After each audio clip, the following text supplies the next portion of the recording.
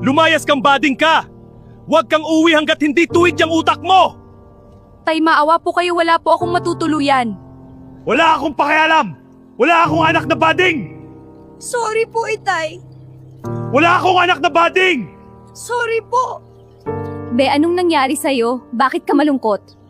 Pinalayas kasi ako ng tatay ko, be, sa amin. Huwag daw ako babalik hanggat hindi ako tutuwid. Tay, hindi na po mauulit, hindi ko na po isusuot ang bestida ni inay. Ayusin mo lang, makita ko lang nasuot mo damit ng nanay mo, malintikan ka sa akin. Bakit hindi mo gayahin mga kapatid mo? May mga jowa na ikaw pabading-bading ka. Sorry po, Itay, susubukan ko po. Tol, kamusta na yung anak mong bading? Natuwid mo na ba? Tutuwid yun kung hindi, malilintikan sa akin yon. Tol, yung anak mo nakabistida, bading pa rin. Lintik na yan, pinagsabihan ko na yan na huwag magsuot ng ganyan. Wait lang mga tol. Dili lang walang latay ng batang to sa akin. Sige tol, hintayin na namin dito. Patay, nakita ko ni tatay. Ganito suot ko, yari ako neto.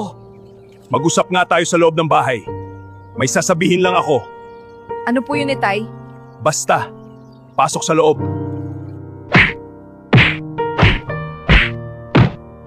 Ano? Hindi ka pa talaga madadala? Hindi ka pa rin ba tutuwid? Tay, sinubukan ko naman po ito na talaga po ako. Ano tol? Tinuwid mo na ba? Sakit sa ulo, tara inom na lang natin to. Bakit hindi matanggap ni Itay kung ano ako? Sinubukan ko naman magbago. Pero pusong babae na talaga ako. Mamaya pag uwi ko, malilintikan ulit sa akin yon, hahaha. Tol, anong nangyayari sa'yo, tol? Tawag na kayo ng ambulansya! Ano nangyari kay tatay? Dalian mo! Tumawag ka ng ambulansya! Dok, ano pong nangyari kay tatay? Na-stroke ang papa mo, kailangan muna niyang manatili dito sa hospital. Bakit ka napatawag dis oras ng gabi? Ano kailangan mo? Kuya, na-stroke si tatay. Wala kaming pambayad sa hospital.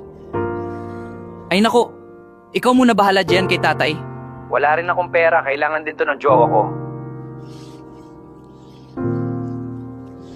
Tay, ako na lang po muna bahala sa inyo. Paggising nyo, basahin nyo sana itong sulat. Aling Marites, pihiram naman po kahit 5,000 lang, pangbayad lang po sa hospital ni tatay. Mababayaran mo ba? Opo, magtatrabaho po ako sa palengke, babalik ko po sa katapusan. Hoy bading, dalhin mo yan sa kabilang tindahan. Sige po, kakayanin ko to. Ako na bahala dyan. Kakayanin ko to. Para kay Itay. Ako lang ang maasahan niya.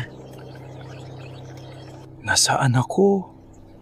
Tay, nasa hospital po kayo. Dak, uwi na po ako. Wala po akong pambayad sa hospital bill. Hindi na po kailangan. Binayaran na po ng anak ninyo ang bill ninyo. Pero paano? Tsaka, may iniwan din siyang sulat para sa inyo. Sulat para sa akin? Salamat, Doc.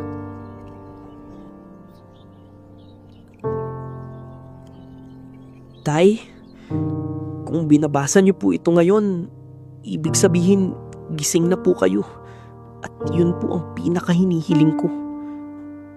Pasensya na po kung ako lang ang nandito para sa inyo. Sinubukan kong tawagan sina kuya pero sabi nila wala rin daw silang maibibigay. Kaya ako na lang po muna ang gumawa ng paraan. Kahit mahirap, kahit hindi ko alam kung kakayanin ko. Ginawa ko po kasi kayo yun, Tay. Nagtrabaho po ako ng hiram at ginawa ko lahat ng kaya ko para mabayaran ang hospital ninyo. Hindi po dahil kailangan, kundi dahil mahal na mahal ko po kayo. Tay, alam ko po na hindi ninyo ako matanggap kung sino ako. Alam ko po na nahihirapan kayo intindihin ako. At araw-araw ko pong sinubukang magbago para lang mapasaya kayo. Pero Tay, ito na po talaga ako. Hindi ko po kayang itago habang buhay kung ano ang nasa puso ko. Pero kahit ganun po, kahit hindi ninyo ako tanggap, hindi ko po kayang talikuran kayo. Kasi para sa akin, tatay pa rin po kayo.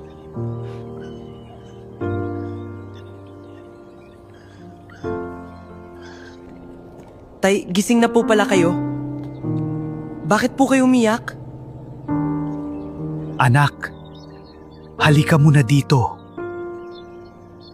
Samahan mo si tatay. Anak, patawarin mo sana ako. Hindi kita tinanggap, hindi ako naging mabuting ama sa'yo, anak. Isa ka mang bading anak. Mas lalaki ka pa sa tunay na lalaki pagdating sa buhay. Proud ako sa'yo, anak. Mahal ka rin ni tatay. Tay, okay lang po.